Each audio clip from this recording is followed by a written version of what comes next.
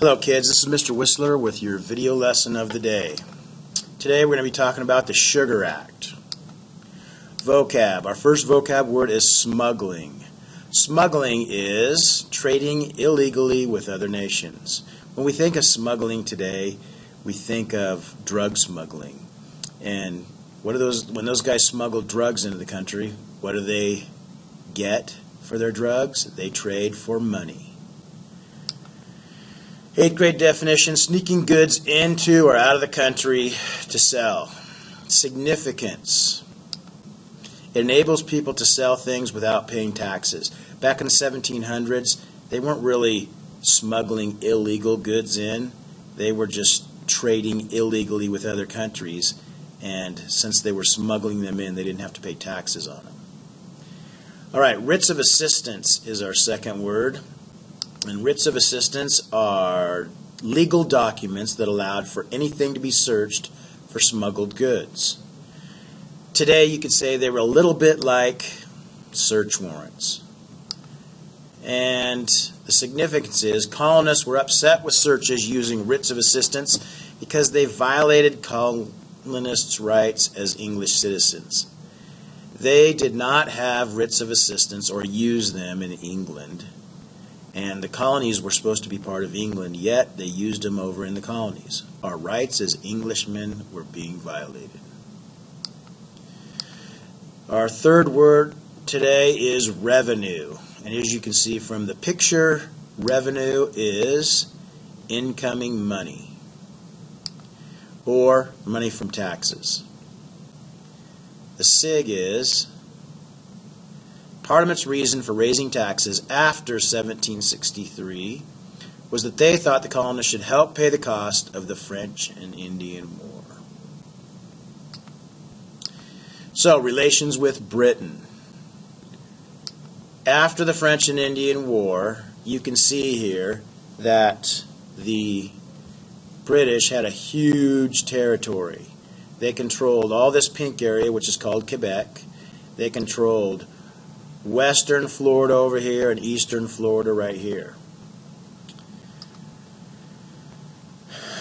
The proclamation of 1763 stopped colonists from moving west of the Appalachian Mountains. So here's the Appalachian Mountains, and colonists, after the proclamation, could not move west. Now this made the colonists mad because that was the whole reason they were fighting the war, but the British government had a good reason for issuing the proclamation. And it benefited the British government in three ways.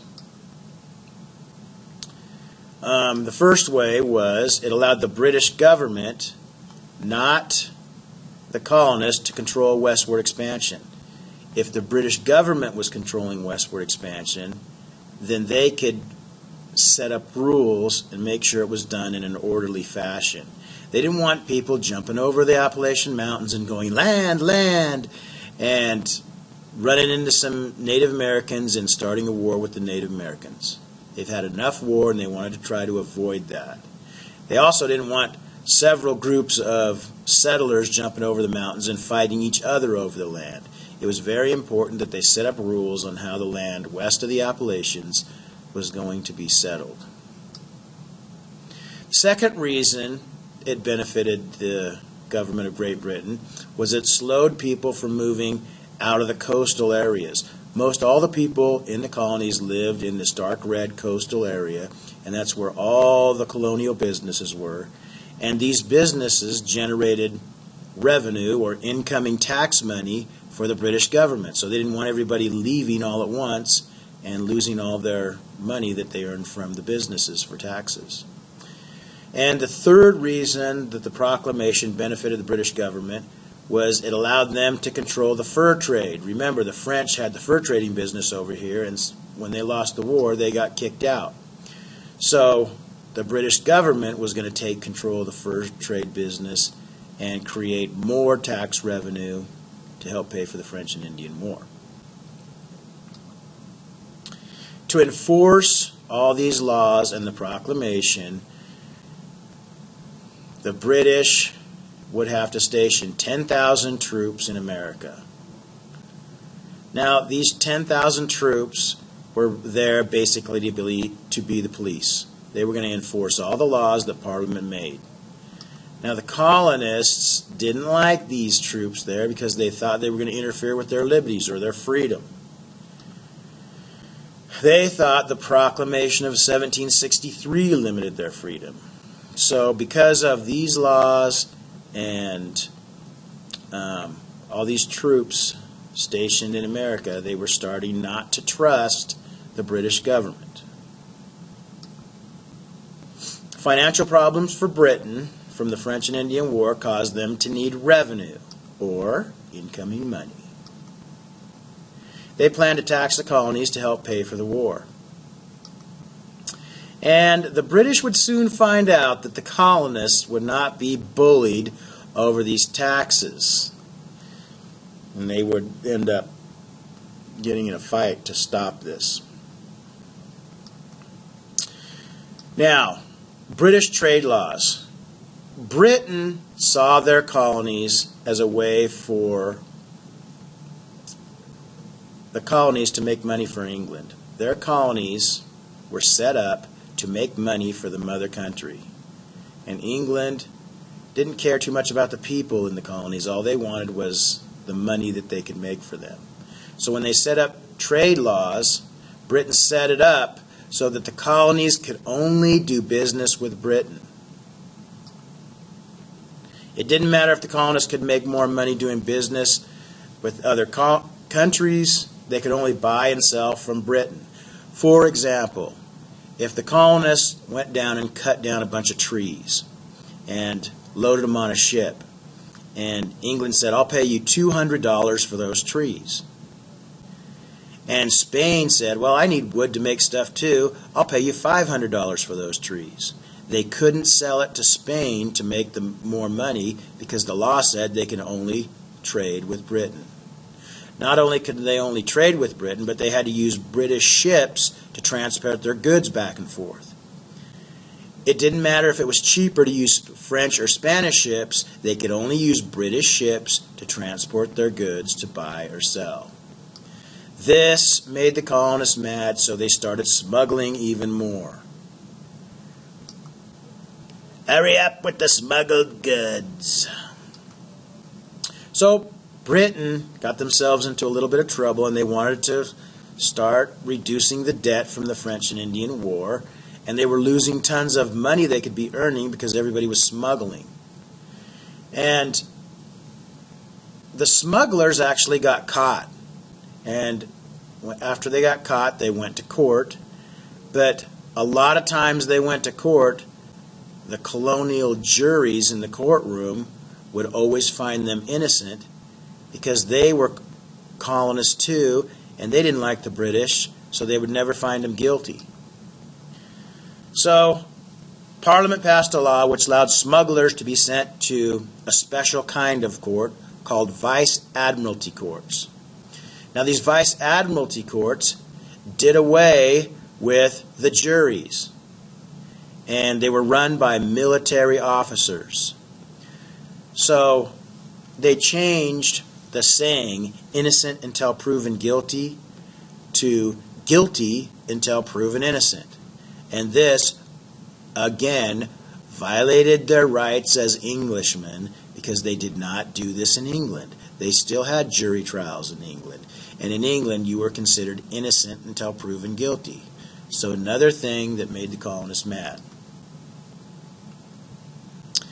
In 1767, they came out with writs of assistance, which allowed customs officers to enter any location to search for smuggled goods.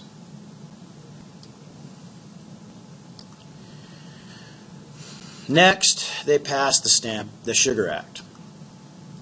In 1764, it was an act that put a 3-cent tax on foreign refined sugar. Now, this is a picture here of molasses, which is made from sugar, and they used a lot of molasses in the colonies.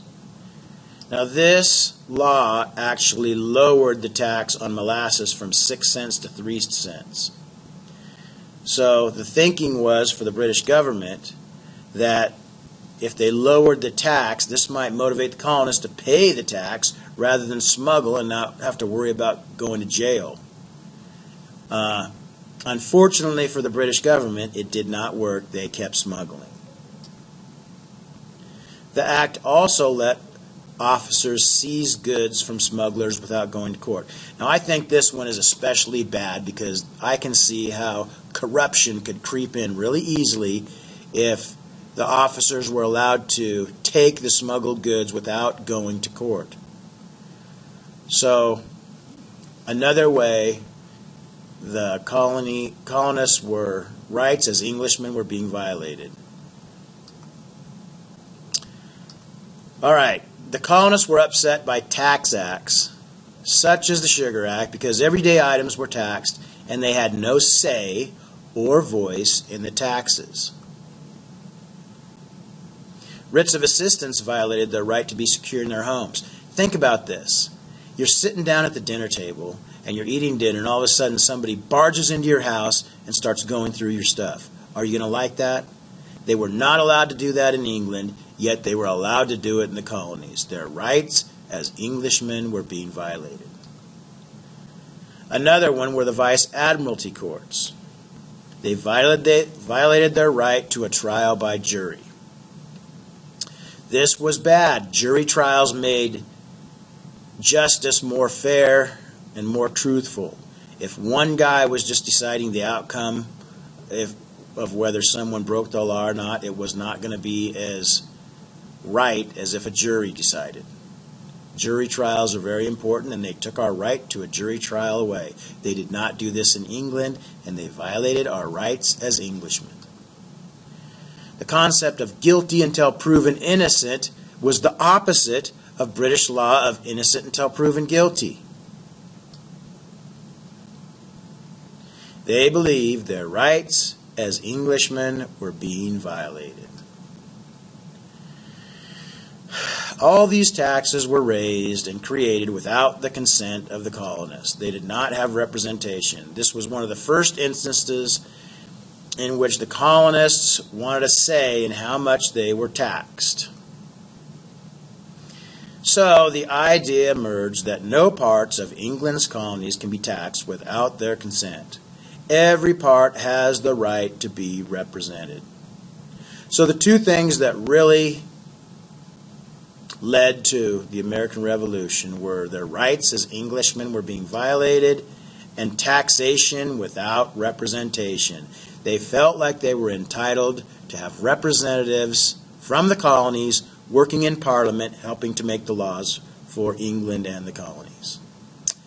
This is the end of your video lesson, kids. So make sure you have your note taker done and complete your Sugar Act evidence questions. Thanks, and have a good day.